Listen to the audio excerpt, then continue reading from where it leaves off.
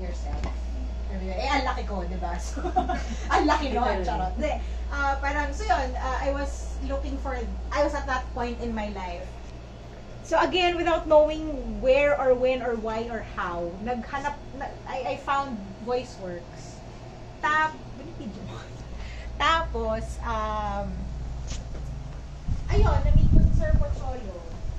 And ang totoo nun, yung first day nung workshop namin, na-intimidate pa ako. Para I felt like I was in the wrong place kasi yung mga kaklase ko, nagpapakilala sila na nagpo-voice acting. Nanggagaya, yung basta na nagpapalit-palit sila ng boses. Sabi ko, shucks, gano'n pala yung ginagawa dito. Parang I feel like I'm not, parang in the right place, ganyan. And then, so nung ako nasa likod ako nun, so medyo isa ako sa mga huli nag-introduce ng sarili ko. Parang wala akong relevant na masabi dun sa kung bakit ako, parang sino ka, anong ginagawa mo dito, yung tanong eh. So sabi ko na lang, hi, ako po si Ada, I'm a theater arts major, sabi ko, theater arts, hindi ako sabi ko, and I'm here to discover what I can do with my voice. Yun yung nasabi ko. So I felt like it was a stupid reason to be there in that room. Not kasi nga parang feeling ko, hindi ako pang voice acting, whatever. So fast forward to June of that year, gumraduate kami, natapos ko yung workshop, so I graduated. And then, actually nagkaroon ng opportunity before na mag-record ako nakapag-record kami ng radio drama. Yun yung kauna-unang voice acting na ginawa ko here in Creative Voices. So, nung unang araw ng recording, ang aga kong dumating dito, so, early bird ako. So, nagkausap kami ni Sir Choi, tapos sabi niya sa akin, Ada, anong pangarap mo sa buhay? Sabi niya sa akin. Sabi, open-minded ka ba? Dito. Parang tinanong niya sa akin, parang, saan mo nakikita yung sarili mo? Ano yung nakikita mo na, saan mo gagamitin yung mga natutunan mo sa workshop, ganyan. And then, the exact words that I said were, Sir, first love ko po ang training at public speaking, sabi ko. And I said that not knowing na si Sir Pocholo pala isa sa pinakakilala, pinakamagaling at sought after na motivational speaker sa Pilipinas. So sabi niya sa akin, sige, titrain kita, sabi niya.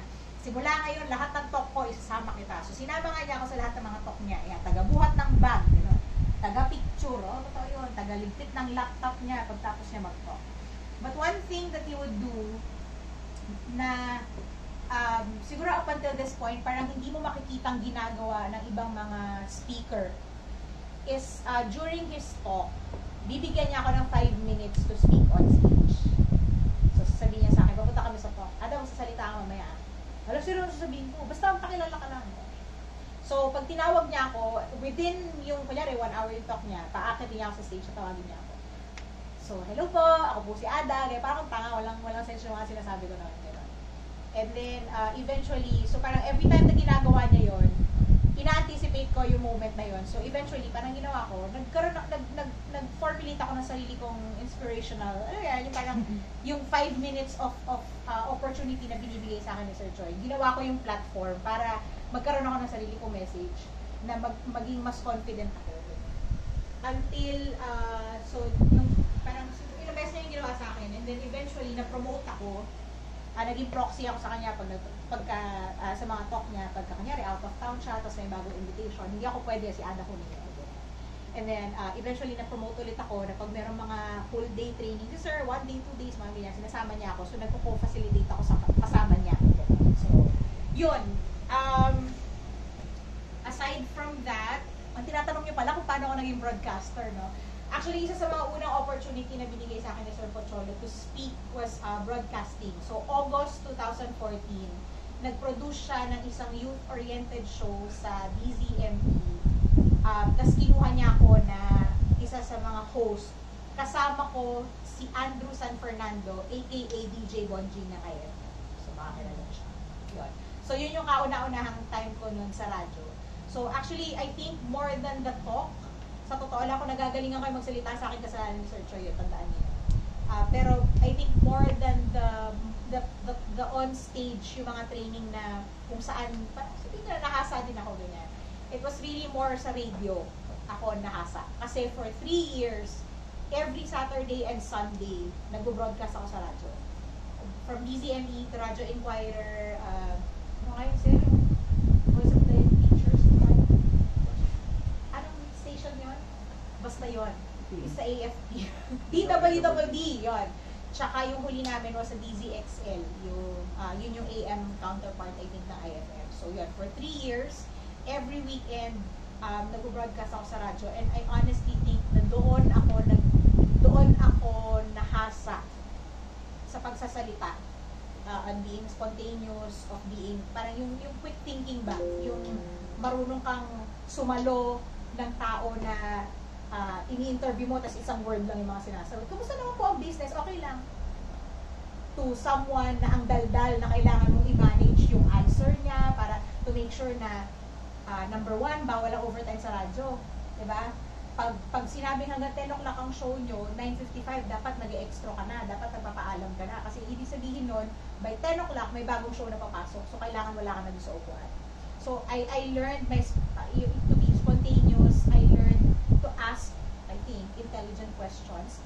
I learned to, yun din, parang craft your own message. Ang hirap kaya nung, alam mo yung, actually parang gano'n na rin yung ginagawa ngayon sa mga webinar eh. Yung pagka may kausap, yung parang, parang feeling mo may kausap ka, pero hindi mo sila nakikita. Ano yung gano'n yung pakiramdam mo na, oy, kamusta kayo dyan? Pero di mo alam kung saan katitingin kasi hindi mo alam kung nasa yung mga kausap. Diba? So, yun, I think doon ako nasanay na magsalita. More than anything. So, ano pa ba ang kwento ko sa? Yun lang. Ano ba yung share? Na-inspired ba sila? Hindi naman. Yes, ma'am. Yes. Ay, yung mga ano na lang, pwede ba pumunta kayo, di ba sir, nasa YouTube mo yung yung workshop ko. Yung script writing for that. Nandun ba yun sa YouTube mo? Andun yan, diba? Panoorin niya. Doon kasi ako nagkwento ng marami.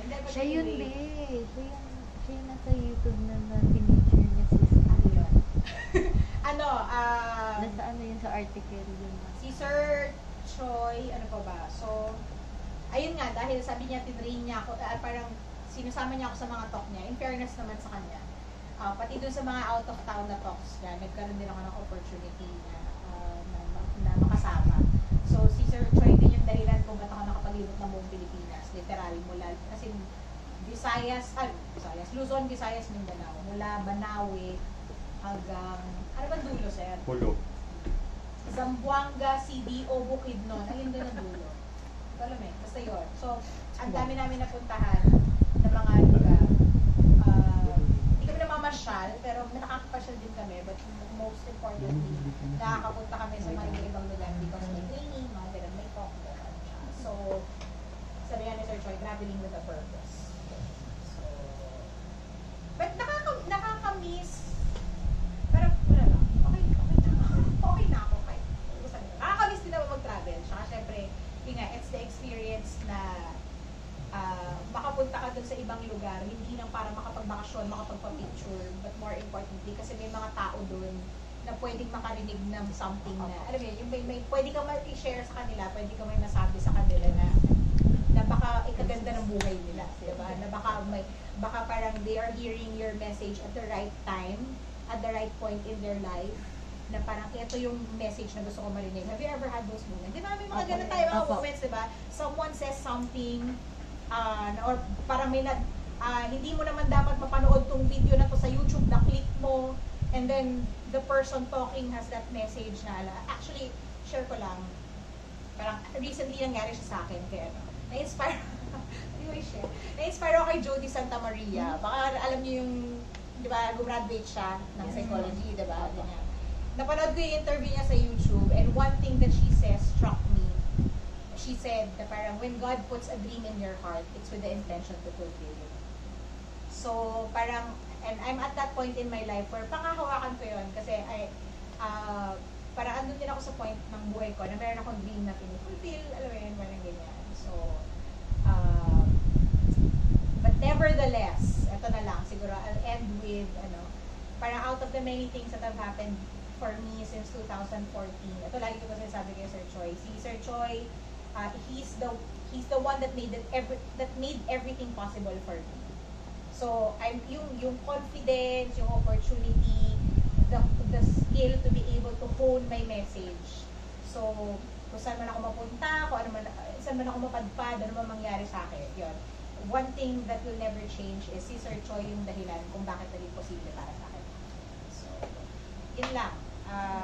If you're, again, at that point in your life where you're looking for that, the inspiration, so I think you're in the right place na siguro dinalor kayo ni Lord dito for your internship or whatever it's like. Maybe you're finding something for yourself. So, congratulations. Good luck. Good luck. Good luck.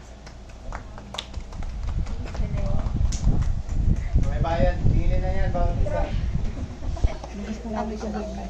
Thank you.